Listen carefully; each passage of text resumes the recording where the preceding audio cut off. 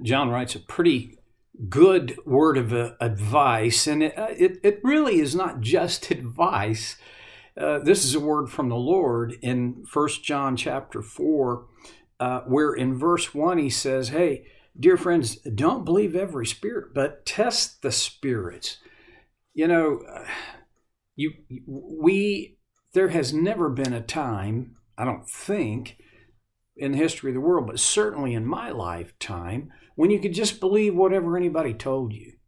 It is necessary to test the messaging and the message and even the messenger.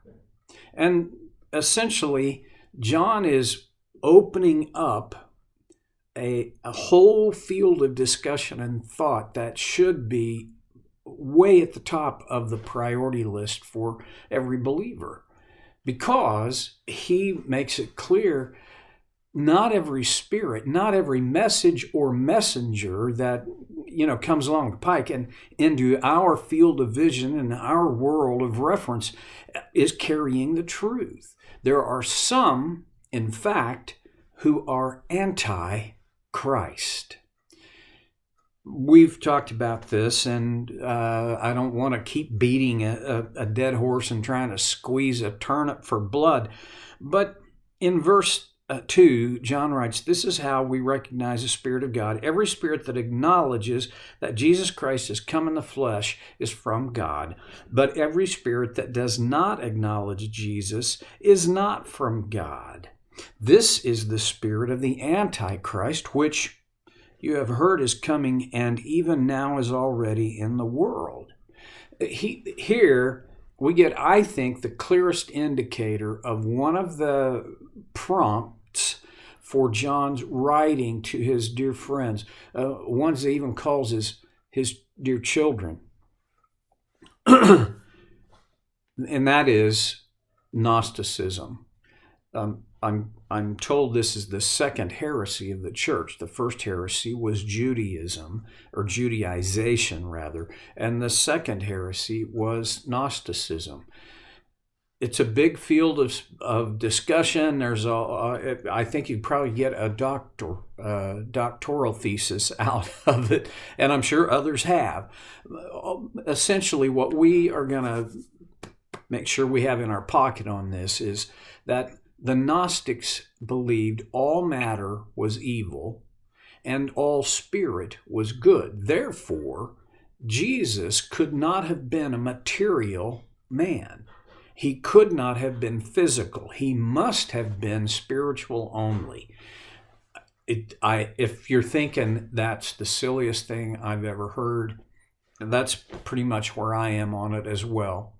I don't quite understand how that could have the appeal that it did in the first century.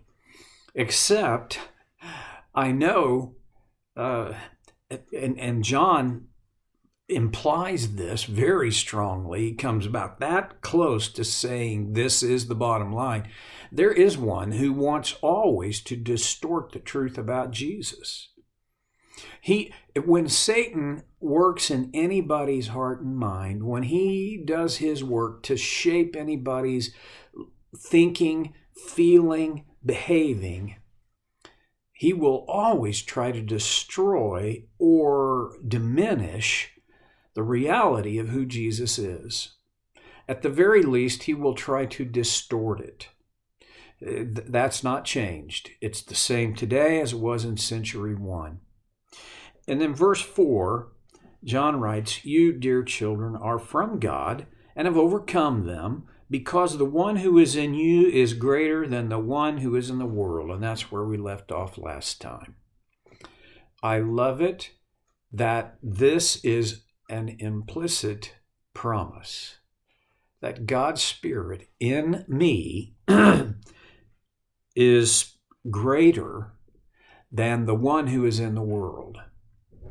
And I think it's way, way safe to say when John's talking about this one who is in the world, he is talking about the father of lies. He's talking about the prince of this world. He's talking about Satan, our enemy. I'll go back to, I said it last time, but it's worth returning to visit.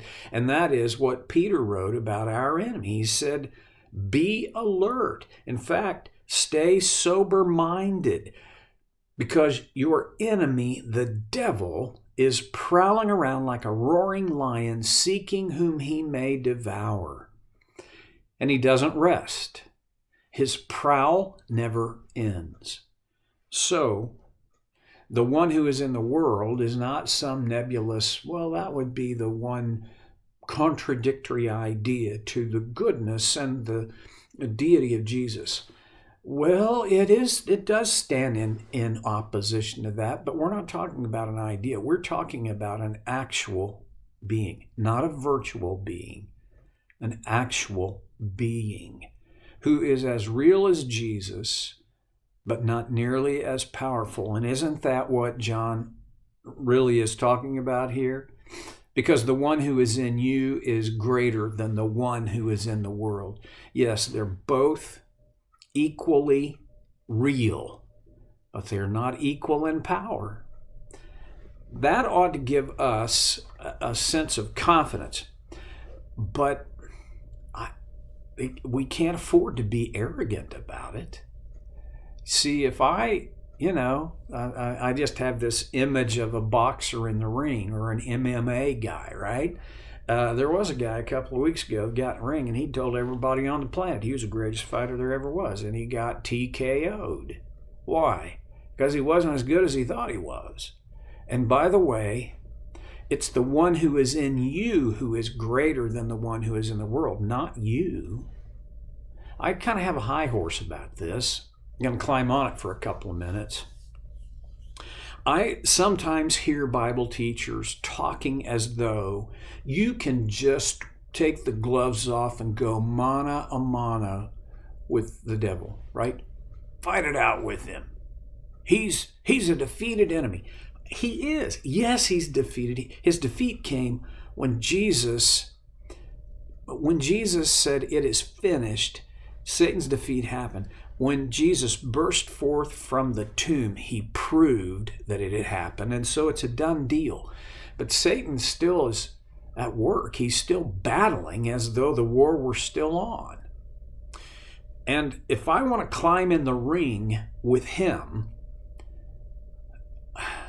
well, I'll just put it this way. In the book of Jude writes about one who could have climbed in the room with Satan.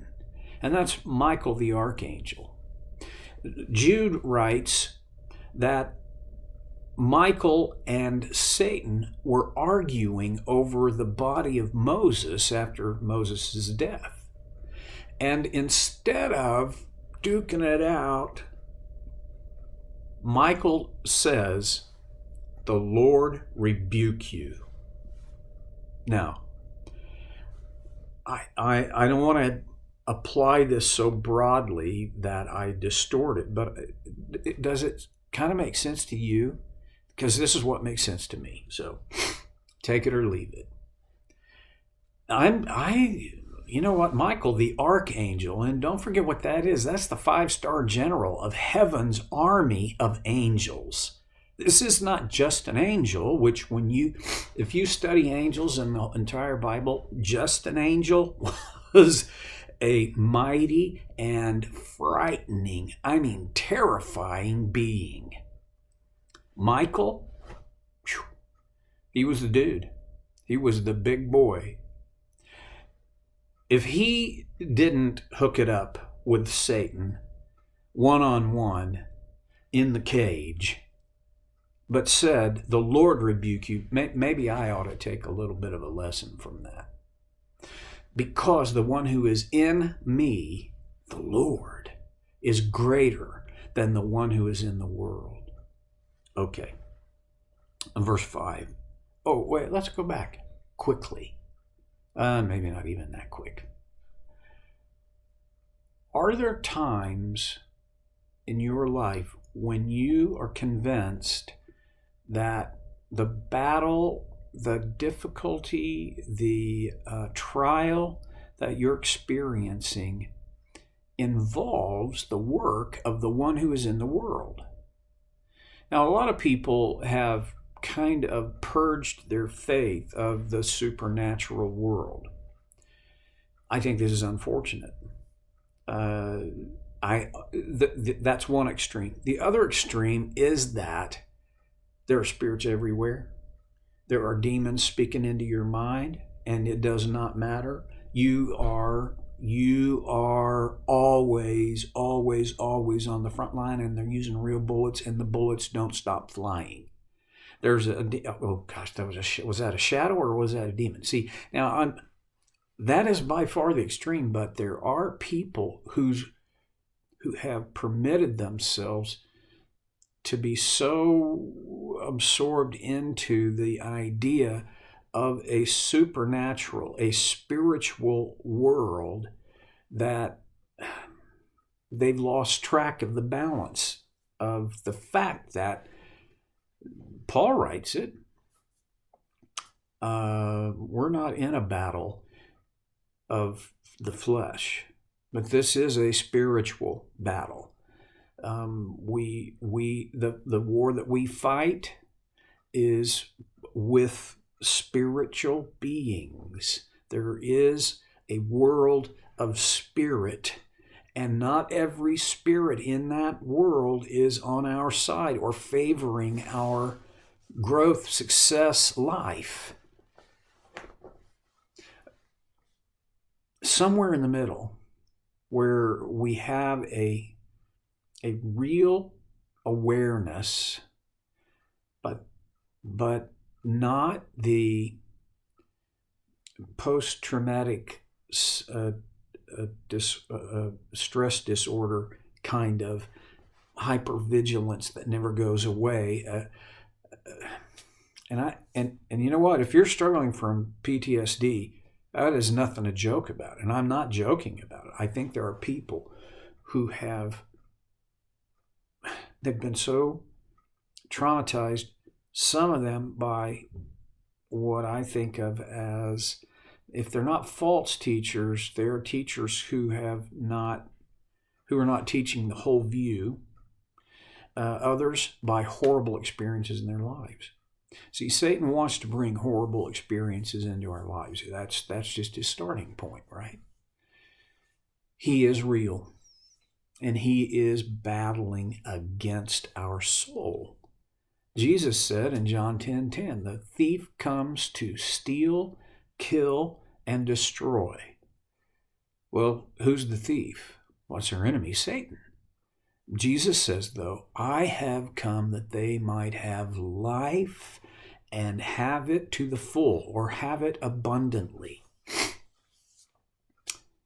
So there's the broad picture of this battle between our enemy and our Lord, our King, our Sovereign, the one who is in us. There's a television ad that Match.com has been playing that when I first saw it, I couldn't decide whether I thought it was cute and creative or whether I was offended by it. It's as though Satan was on Match.com and got matched with the year 2020.